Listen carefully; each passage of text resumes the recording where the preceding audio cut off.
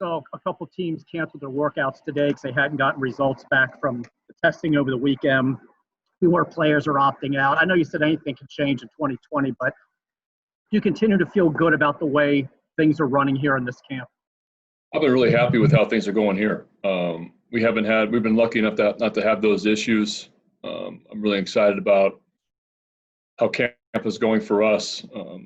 I think our guys, I was just telling Mike, our guys are ready to play an inter squad and ready to get going. But these first few days have gone really smooth, and credit to our coaching staff and Brian Ebels, the MVP of camp, with what he's been doing, and our strength staff and Brian's staff. So, we're really happy with how things have gone so far. John Miola, you're up next. Go ahead, John. How's it going, Brandon? Hey, John. We just talked to Austin Hayes a little bit, especially without Trey. He's probably going to take on, a lot of responsibility in your lineup. As a rookie, how do you balance, getting what you need out of him without asking too much? Well, I just want Austin Hayes to be Austin Hayes. What he did in September last year, I would just love to see him continue that and continue to play, take the at-bats that he did in September, continue to play the defense that he does. He was doing that in spring training. I want him to be himself and play the game the way he knows how to. And as you get older and you get more at-bats under your belt and more innings defensively, then you're going to improve. But he's an exciting player. I love the way he plays the game, and I just want to see him go out there and play and have fun. Rich Dubroff, you're up next. Go ahead, Rich. Hey, Brandon, how you doing? Hey, Rich. Yeah, Brandon, how much of your time is taken away from pure baseball by the health protocols, by thinking about it and talking about it?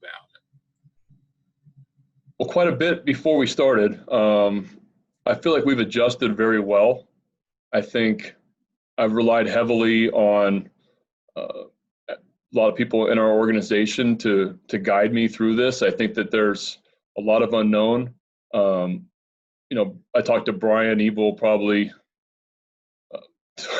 30 times a day, with just making sure everything's going well, going smoothly from his end. We have to have a lot of communication. We're in 2 clubhouses. Guys are coming in different times. So there's a lot of scheduling, quirks that we have to do. But we have to make sure everybody's on the same page, and it comes from a lot of communication, not only in the coach's room, players, training staff, strength staff. So it's challenging, but because it's so much different than what we're used to. But I think we're handling it well, and so far so good. Dan Connolly, you're up next. Go ahead, Dan. Hey, Brandon. Yeah. Hey, when you obviously have a very young team, and so a lot of these guys haven't been through the major league experience or much of it anyway. How much do you feel you need to kind of communicate with them about what's going on outside of your team, with this situation? And is your optimism the same as it was a few days ago as some of these things have transpired in other teams? Yeah, I think everybody's aware just because of the social media aspect. I mean, what's going on everywhere to the minute, it seems like. As soon as somebody opts out or a team's workout gets canceled, it's posted and everybody knows about it. So, we've had a lot of discussions internally with our club, about protocols, about and just as much information as we could possibly give them, to be honest with you. And I feel like that's gone very well. We're going to continue to talk daily about not only us, but what's going on in the league. We don't have the clubhouse meeting, so we have to be creative in how we communicate with our team, through text, through Zoom meetings. But you don't have the whole clubhouse meeting atmosphere like you're used to. So you have to be a little bit creative in how you put your message out there. And we're doing the best we can. Steve Molesky, you're up next. Go ahead, Steve.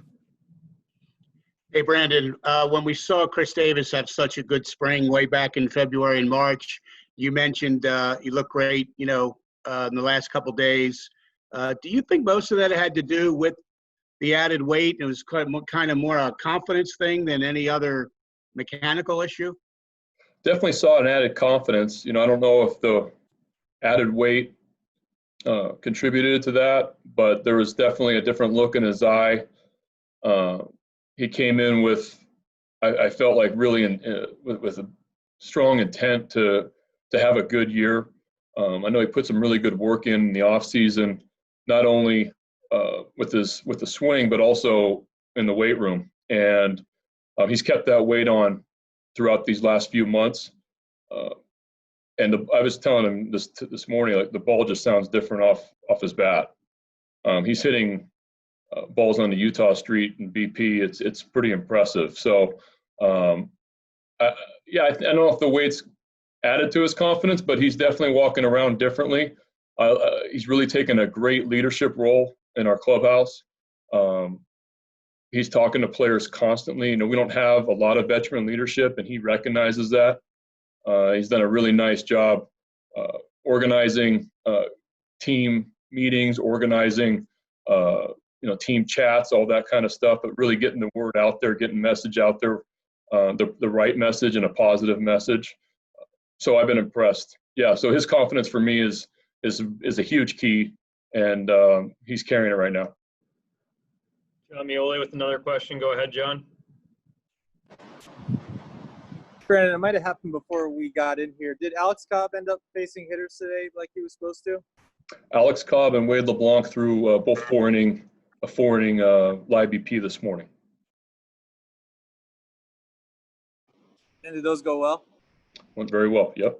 They both threw the ball great.